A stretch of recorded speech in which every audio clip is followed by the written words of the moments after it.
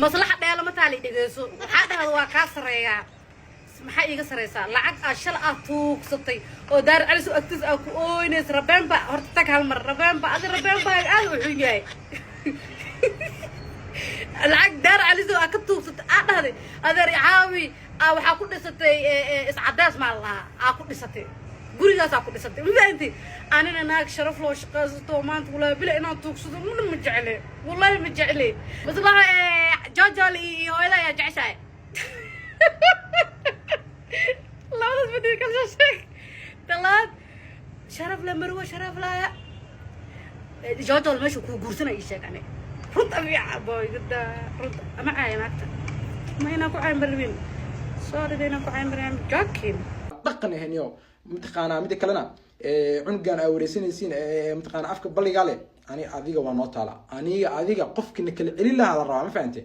ballan waxaan kana ka shalaydo magaca afka maslaxa ku sheegtay ina afkaas mintaqaana aad beesha ballan ku dhaanaaday ani adigana waa si joognaa mintaqaana mid kale mid ay sheega dhalinyaro dadka mintaqaana oo TV-ga isku xiran TV-gaasi wuxuu diyaar u yahay dadka inuu dulmiyo ma fahmino mid kale maslaxo waa naag marwo ah oo la qabo waa naag ganacsata ah mintaqaana inay cunug xun u jawaabtay iyo TV u jawaabto wallahi billahi tala ana raali keen ma fahamtay laakiin ana nin raga aslan adiga nin raga aslan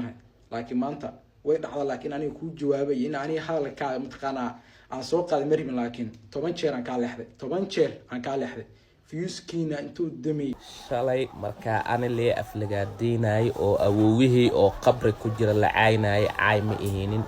لكن مركا أنا دوقي كهالوا عاي ودقن كأقل كجراد لياش قبيل كمانكي مسكحة وكدقي أي آميسين